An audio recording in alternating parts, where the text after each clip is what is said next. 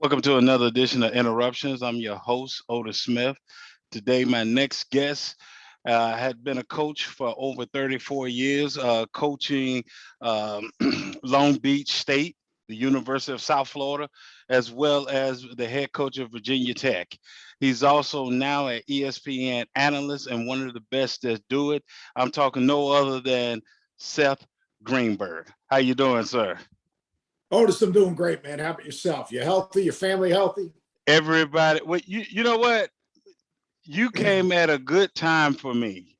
Honestly, I've had recently had some deaths in my family. My birthday was last month, September the 7th, and I had my two of my uncles and I had my aunt, and then I just had my father-in-law to pass Oh man. last week, and so um, this podcast has always been my therapy. It's been therapeutic for me. So and I thank you for coming on because the show I've always people always ask me like how do I choose my guests and all that, and I always say it's just people I've always wanted to talk to.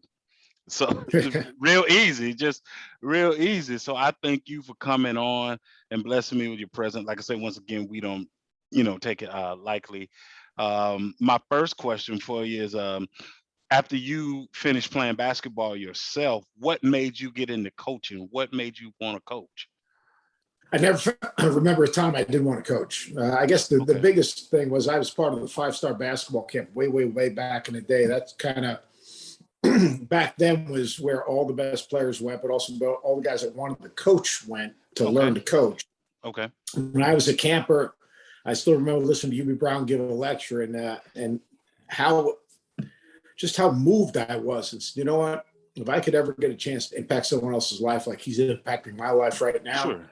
I said that would be something special. And Coach Brown has become a kind of a mentor. But through Five Star, I'm not alone. Whether it was Rick Pitino, it was John Calipari, whether it was Sure. myself, whether Coach Brown, whether it's Mike Fratello. There's so many of us that have kind of grown up through that camp. And as a ninth grader, the first time I went, it was just a 1 week basketball camp. And you think about from the famed Michael Jordan, who was basically Right. always nationally discovered there, Moses Malone. Wow. You name it, they've been there. And Isaiah Thomas, Mark Aguirre, I can go down the list on and on. But You naming legends like yourself. well, sitting there listening to Coach Brown, I said, you know what, if I could do something like that someday. Now, I had no idea. It wasn't like I wanted to coach in the ACC or I wanted to coach here or I was going to work on ESPN. I just wanted to see if I could impact someone else's life in a positive way like mine was impacted. So that's kind of where it started. I was about 14 years old. Wow. And this next question I have for you, it's just something I imagine. So once you became a head coach, right? How difficult was recruiting? And I asked that question from a perspective of, a lot of times, especially when we deal with college sports, it's not before you can get to the X's and O's. You got to get the guys into the facility, and everybody wants to hear different things. And so you may be a person that has certain morals and values and different things that you grew up with that you're going to present to the family. So once you became a head coach, uh how was recruiting for you?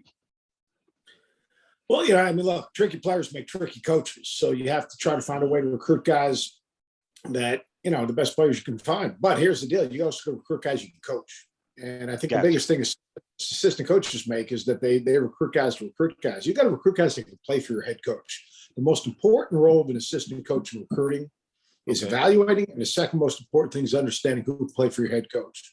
So, a big thing for me was finding hard playing competitive guys that had a chip on their shoulder. They got lost in the game, that really were fiercely competitive and played to win. Because if you love the game and you're athletic and you're competitive, I can help you get better. That has always been my mantra, whether it was Deron Washington, whether it was Lucius Harris, whether it was Brian Russell, who no one recruited in a 12-year NBA career, was Malcolm Delaney, was Xavier Naldella, Jamon Gordon, who's the defensive player of the year in the ACC. hard playing, tough, competitive guys that loved the game, competed to win, and wanted to be coached. And that was my kind of what I looked for. What you look for. So when excuse me, when recruiting a player, and like I say, just curious, is it sometimes you I don't want to say stay away from a because a player could be a 5-star player, could be a great player, but did you find yourself sometimes like having to stay away from the guy because maybe he just the type of person, he just wasn't that type of person that you wanted to coach that Yeah, I mean, fit your culture of your program. well, that's figuring out who can play for your head coach. Right. Okay. I mean, I want competitive, tough guys that love the game. So, Right. I mean, I made recruiting mistakes. There's no doubt about it. So, I mean, we all make mistakes. This is a very inexact science. Sure. And we all think we can change people. We all want to give people second chances. And we all want to, find out ways to impact someone's life in a positive way. Maybe someone's going down the wrong path. Maybe we can get them on the right path. Gotcha. But you take into the whole thing. You take the kid, the prospect circle of influence in kind of and evaluate that. Is he a guy that wants to change? Is he a guy that understands maybe that he has questions? And I've made mistakes. I've taken guys that I haven't been able to change them. I've taken guys I've been able to change it. So there's a real fine line in that. Okay. But I've made great decisions and I've made mistakes. They're just like the rest of us. Yeah, like I said, I asked that question because a lot of times people think it's just it's an exact science, and they think it's easy. Nah. They think, well, hey, Seth, you had a big time ACC program, you had Virginia Tech. I know you can get and it's not always about can you get a player or not get a player. Like you said, it's as an assistant coach, can he play for the head coach? Because you know how the head coach coaches, and then when you're in that seat as a head coach as well, same thing. Your assistants are looking. He's a great player. I just don't think he's going to be able to. Not only him, but his family and friends are going to be able to mesh with the type of program or what Coach Greenberg is looking for. And so that's why I asked that question. When you were coaching in the ACC, and I remember you was coaching because when you said Delaney, I was glad to see when Delaney finally left. I was like, man, he got to go. He killing us. Certain players. I mean, just like I remember when Tim Duncan was in the ACC. I was like, man, if Tim don't leave early, great players, that can play to hurt your program. You're just glad to see them go.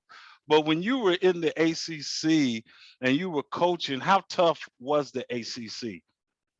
It was really tough. I mean, look, it's never not tough. I mean, it's Duke, North Carolina. It's Gary Williams at Maryland. It's, obviously Coach Tony Bennett at Virginia. It was Herb Sendek at NC State. It was Oliver Purnell at Clemson. I mean, my first year, it was, God rest his soul, Skip Prosser at Wake Forest. Look, it's always tough, but what you have to do is you got to figure out a way how you're going to win with at your program. And we won with defense, and we learned by taking care of the basketball. We won by having great guard play. You talk about Malcolm and Jamon and Zabian and Eric Green. I mean, we had really good guard play, but we had an edge. We had a cause. We weren't in the ACC to just be someone to play against. We were in the ACC to win just like everyone else. And we had about a 5-year stretch. We got the bye in the ACC tournament 4 years, and we did it just by being tough and gritty and fiercely competitive, and we had really good guards. Did you also coach? I'm trying to remember where you the head coach then. I think you were, but correct me if I'm wrong. But didn't you also coach Brian Randall? Brian, we had Brian. Brian came. Actually, I got Brian to play 1 year. Okay. And, Brian. He helped us win a game out West Virginia. He threw two interceptions against West Virginia at West Virginia. But at the end of the game, he hadn't played at all in the game, and we had to get a stop. And I put him in. My brother, who was my assistant at the time, asked me, "What the hell are you doing? Put him in. He hasn't been in the game all the time." I said, "The dude threw 2 interceptions here at West Virginia. If there's a loose ball, he's going to come up with it. He's proud." And sure enough, we get a stop. The ball's rolling. He dives and gets the loose ball. And thank goodness, I just hope he didn't get up and start running with it. But Brian Randall was maybe one of the best leaders I've ever been around. His ability, when Jamon and Zabian were freshmen, Cole Collins. We lost at Syracuse, and he asked me if he could speak to the team and what he did in terms of talking to those young players. He was as good a leader as anyone I've ever been around. I asked that question because while you were coaching in the ACC at that time, I was a brand manager. I handled marketing endorsements for Athlete, and Brian was one of my clients. And I remember ever since then, he knew I was a Duke fan. I'm gonna tell you what he would do. Every time Virginia Tech beat Duke, even since he's left and since you left, my phone is going to ring. He's going to let me know about it. He's going to let me know about it. So I couldn't remember. I saw an article about him years ago that talked about at one point, he had the passing records at Virginia Tech. And it talked about how, after he came after Michael Vick and, everything that Michael Vick, did at Virginia Tech. But it talked about how Brian might be the most beloved quarterback or leader. Yeah, he's great. Great person. Yeah. So I was, I was glad to see that. When it was about you being a head coach, can you kind of break down? I mean, just some of the things. One of the most misconception about being a head coach. I think people think, everybody categorize things, say, well, the head coach, he's a leader, he's a leader among men, or he should know X's and O's, or, can he recruit? There's so many different things that people say a head coach should be. Can you, for the people that will see this, can you kind of tell us what are some of the most misconceptions of being a head coach? I don't know about the misconception. Head coaches got to create a vision for the program. Okay.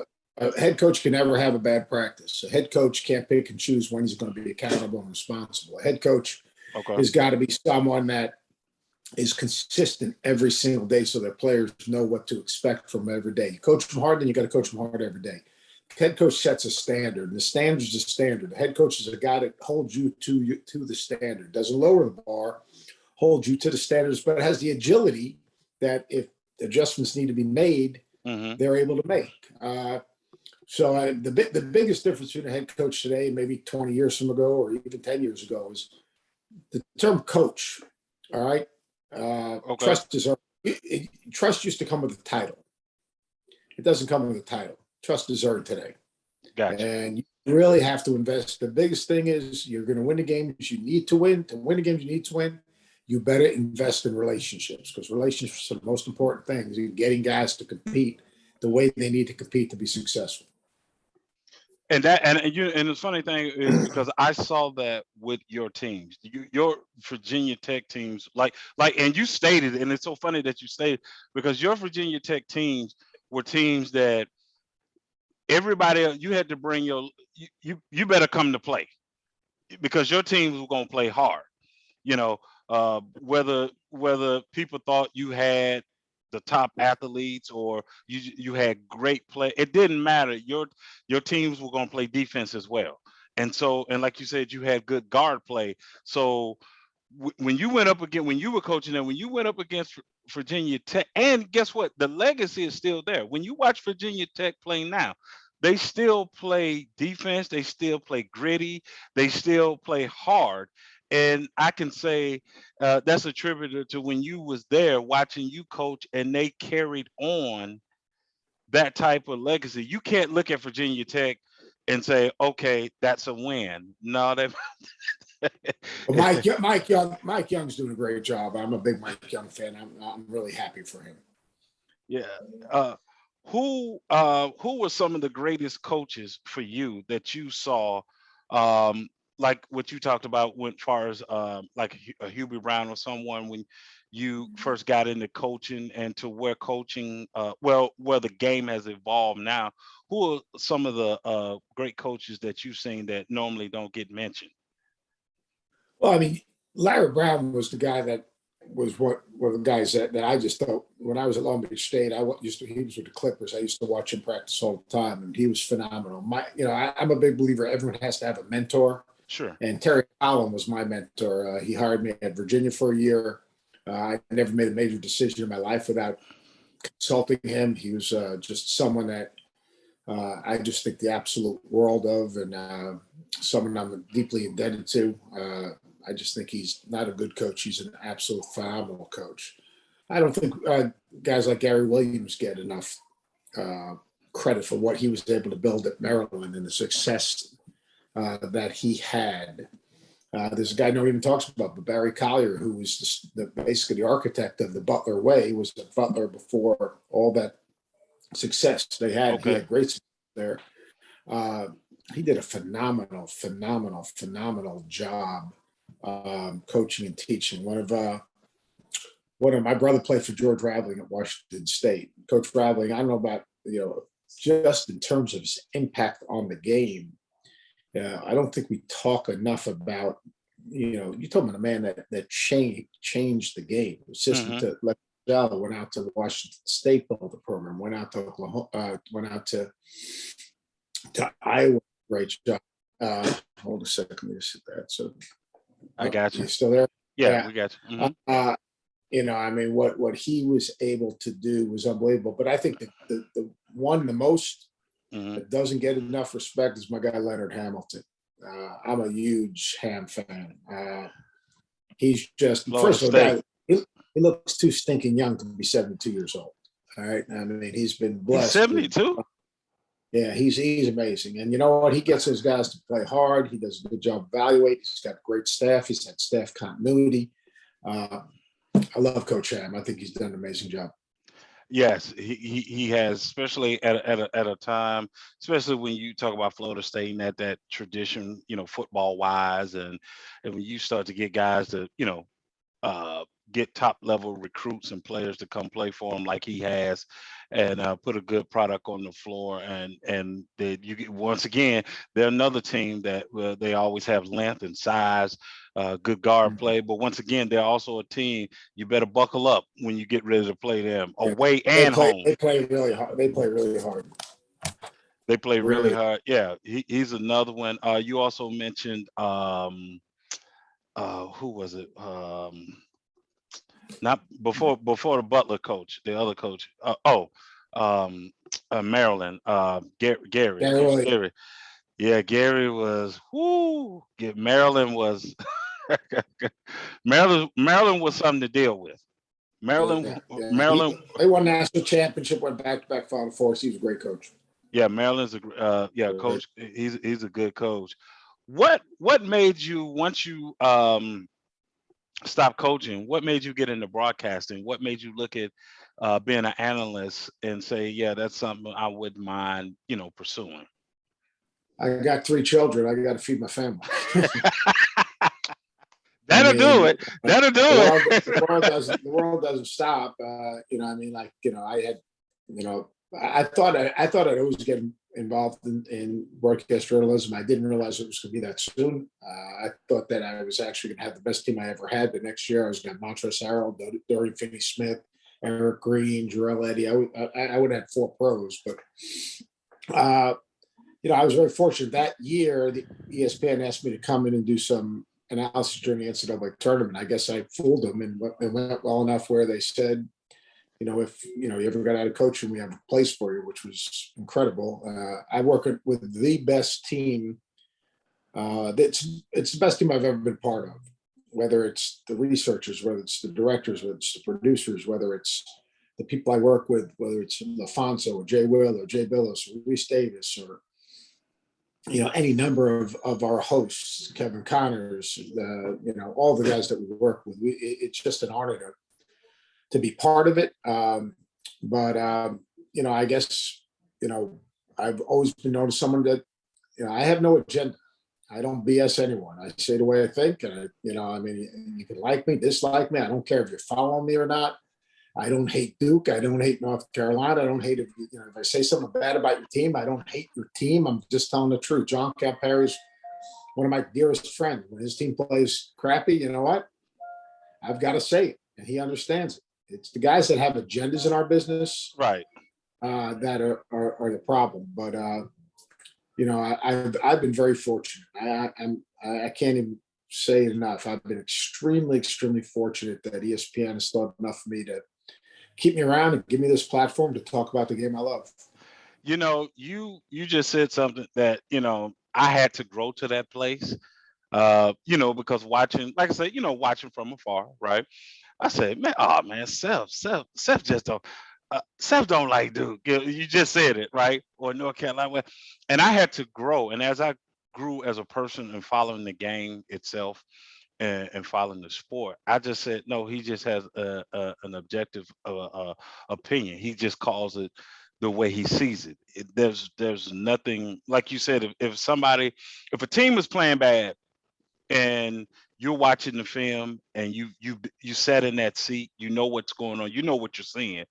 If you'll just call it is what it is. You don't just say a team is playing bad just to say they're playing bad. Sometimes you may say, hey, maybe they don't have the talent that they thought they were getting, when they brought the recruits in. Like you said, sometimes it doesn't work out the way you want it to work out when you recruit a young man into your program. Sometimes it just doesn't happen, right? And so Well, if they don't defend, I got to say they don't defend. Like when I played against Duke, they were unbelievable defensively. I don't think they've defended the way they've defended. Like the guard play last year for North Carolina, last few years North Carolina, last year was for North Carolina, wasn't good. I can't ignore that. I'd look like an idiot if I don't ignore that. Like Kentucky, like I said, John's a dear friend. Their guard play was horrific. Their decision making at the end of the clock was horrific.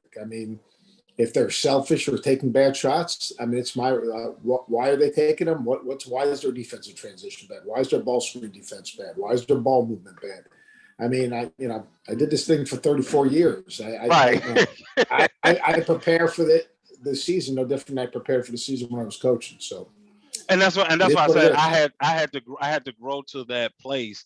And as I started listening to you, and then I started listening to both Jays and LaFonso and everyone, and said, okay, I see exactly what Seth is saying. I see, you kind of, if a team is not a good rebounding team, you got to call it. And like you said, and listen, I may be a Duke fan, a very big Duke fan, but man-to-man defense, they really haven't done that real good in maybe about 6 years, as far as just depending, where they can switch everything. It's been hurting in that area for a while. But once again, like you said, you get a kid in your program, and you think, this kid will fit in your you won't know until those kids play. Team.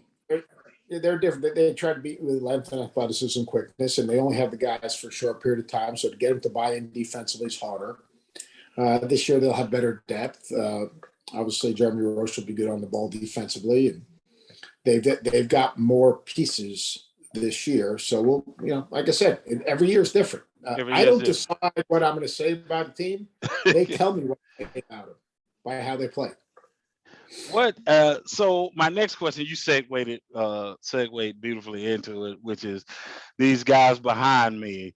How is it working with, Jay Billis, Jay Will, Reese, those guys? Listen, I'm gonna be honest. I believe that, and there's no slight on LaFonso, but I think you four are the best at college basketball. That's the best game day I have seen.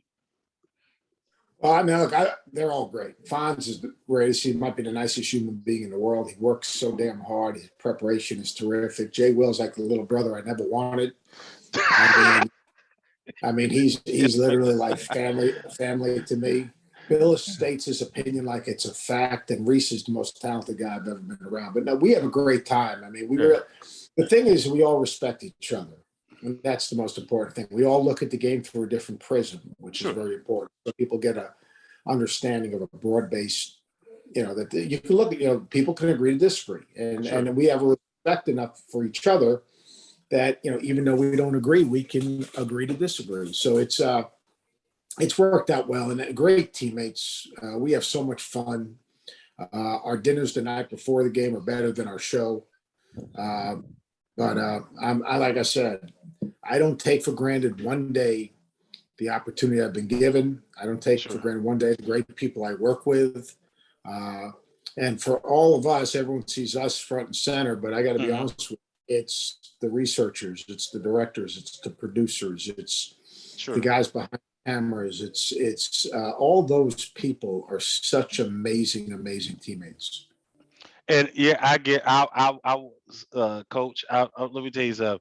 I get so jealous watching you guys at home because I'm like, it should be a law against having that much fun being at work. Like, Yeah, yeah. I We have a good especially time. especially when you guys, when you guys are doing like a real big game, right? And you guys sitting on the court, and I'm like, man, that's got to be the most blessed job where you're at the big game and you got to discuss the big game, before Right. halftime, post game. I sit there and I shake my head. I say, man, they need to call me. They need to call me. Let me ask you this here. Who oh, I'm sorry. No, when you are calling a game, and like you said, and you guys have different opinions of far as what's going on. I'm sorry, not what's going on, but what just happened at the game. And you said you guys have enough respect for one another. Um, does that Are you guys in such cohesiveness and so much respect that even though if Seth doesn't agree with Jay or Alfonso, whomever, that is just you're just saying that's just his opinion. I don't see it that way, but that's just that Yeah, guy's opinion. basically, you just Yeah, say you can have an opinion, but this is how I see it. I mean, it's plain and simple. I mean, we might state our, so you think that, but here's what I see, and here's why I see it. It's not, right. it's not having an opinion. It's them backing it up. It's putting it in context. Got you. I think it's the most important thing. But we're not going to call each other idiots. I mean, look, Right, hey, Jay, you might think that, but here's what I see, and here's why I see it. right. And then Reese plays the official. He's kind of like, he puts us back in our corners. So I mean, it's and that's what makes it work. We don't look. We're not a morning 8 o'clock in the morning radio show. Right, We're not just start screaming at each other. right. Jay, Will, and I used to have our thing. Enough. Like he'd say, Yeah. I'd say, enough. I'm done with you. I've had it with you. Uh, but then after that, then we talk about it, and I think that's what makes it makes it entertaining, but we're never disrespectful. Well, the great part of what I've always seen and it's just what you said, far as you state your opinion. But I tell you what I do like. They will always ask you, well, if something's going on in college basketball, say a coach got in trouble or a player needs to be disciplined. So they're giving their view from a player, right, in the locker Mm. room. And I do see the respect when they'll say, well, okay, Seth, well, coach, when you were coach, how would you from a coaching perspective? Because they know Sure. they don't have that perspective. So I do like that they're asking you for your perspective from a position that you held versus how some people try to say what they would do or wouldn't do if they was in that seat. Why do Yeah. that when you have someone on the show that's been in that seat? And I love Yeah. that they respect you enough to do that. Well, again, that's nice of you to say, but I mean, like but I'll ask, they'll ask Jay Will or Fonz or, hey, Mhm. as a player, how do you perceive that? And that's what creates a good conversation. That's what I'm talking about, the prism that we look through the game at. Like Fonz and Jay will look at it as a player. I'll look at it as a coach. Jay Bills was a good player on a very good team. I think he was graduate assistant at Duke at one Yes. point. He's Hmm. also an attorney. So when it comes to like NIL or NCAA Right. stuff, he obviously has a perspective and understanding maybe differently than us. So that's what makes a good TV. We have a really good team, and we have really. I think the thing is we really enjoy each other. Yeah, and that's what I tell you who else was on there with you that you guys work well with. Of course, he's coaching now, and that was Hubert when Hubert was on there. Yeah, Hubert was on before us. Hubert's going to do a great job. Yeah, he was going to do a great job. Um, when I say this name, I want to ask you. Now I'm going to say it because I feel like you guys are following in his footsteps. And what do you think when I say Dick Vitale? Well, I think I'm tremendously appreciative because Coach Vitale is the one that built the bridge for former coaches that are no longer coaching to cross. And he's different. He's amazing to me. I mean, some guys take it back. Oh, he shouldn't be doing games. He's too old. He says that. Let me tell you something. Coach Vitale's passion and love for the game is second to none. His heart is always in the right place. What he's done for the V Foundation is unbelievable. What he's done for all of us coaches that are no longer coaching is incredible. Coach recruited my brother when he was an assistant at Rutgers. I've known Coach Okay. since I'm 30 years old. So I love him to death. I admire him, and I appreciate what he's done for me. And the reason I said that because I do feel like you guys are following, and that's why I said to me, you guys are the best that's out there. With people who, and like you said, I've heard the same thing. Oh, he's getting too old, and I said you guys need to do your research on Dick Vitale. Dick helped grow the sport. When TV was capturing the NCAA tournament, it was Vitale's voice that my generation was hearing, covering a Jay Will, covering a Jay Billis and a Michael Jordan, Yeah. some the people that we hear, and then to see you guys, like you said, follow in that footstep and be just the entertaining in your own way. Of course, there's only Right. one Dickie V. You don't have to try to be him. But I appreciate you said. I just feel. I mean, he gets his due. He gets his just due. I'm not going to say that. I just Yeah, I think love Coach. I I love just think Coach. there's a generation that Yeah. doesn't know what he's done for the game. Um, who are you? I just have two more questions for you. Who are you expecting to be good this year? Now, notice I I said think we got. expecting. I said expecting. Now, Yeah, I mean, like there's a deep roster of good teams this year. Obviously, Gonzaga, which had Holmgren, the freshman. Obviously, they get Timmy back, Nemhart's back. They're going to be good. UCLA, they outperformed their numbers in the NCAA tournament. And Jaime Jaquez, I think, is the one guy we don't talk about. We talk about John Juzang. okay, They get Miles Johnson, the kid from Rutgers, who can really defend. I think that adds to their depth. I think Kansas getting Remy Martin with Oshai Baji and Christian Brown and David okay, McCormick. Jalen Wilson was really, really, really good. I think Purdue is a little bit undervalued. Jaden Ivey is going to be terrific. Their front court, Trayvon Williams, is one of the best passing bigs in the country. Villanova is going to have more seniors. Colin Gillespie's grad senior, Jermaine Sandals back. That's going to be really important. So I think that, I'm a little concerned with the loss of Jeremiah Robinson Earl. I'm going to just watch them practice next week. Duke's going to be terrific. I mean, Paul Banchero's I watched film on him today. He's so skilled, but I think really it's Jeremy Roche and one more. Those two guys are going to be key because okay. of the maturity. But Mark Williams, to me, is going to have His defensive presence. Yeah, his defensive presence. Oh my God. He's going to help them defensively. I think Kentucky's going to be very good. Different. The guys that they signed were the transfers, whether it's Kellen Grady from Davidson, whether it was Xavier Wheeler from Georgia, whether it was Oscar Shibwe, who came in from West Virginia, CJ Frederick, who can really shoot it, along with Ty Washington and the guys they have coming back. I think Kentucky is going to be really good. I'm looking forward to seeing Alabama and Auburn. Both of those two, I think, have a chance to be really good. Coach Pearl. I think we're in for a really, really exciting season. And the fans will be back. It was kind of hard to watch last year without the fans. Yeah.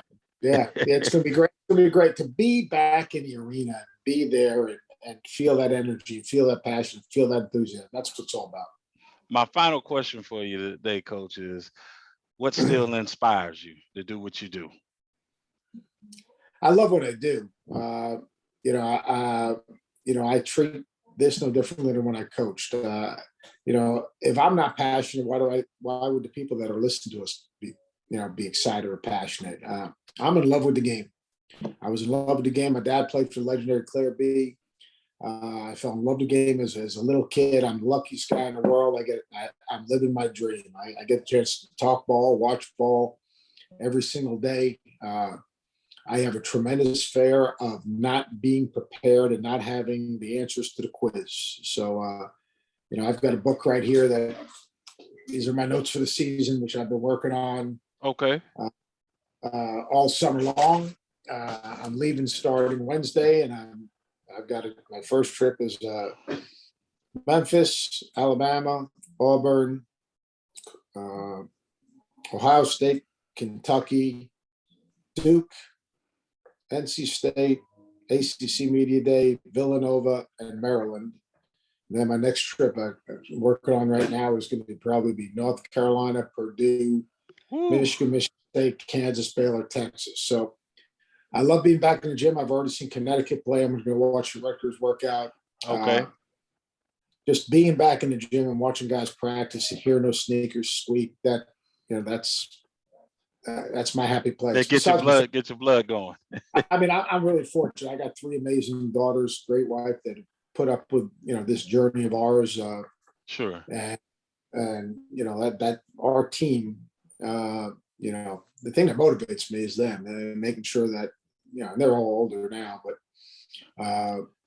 making sure that I'm doing everything to be there for them as well.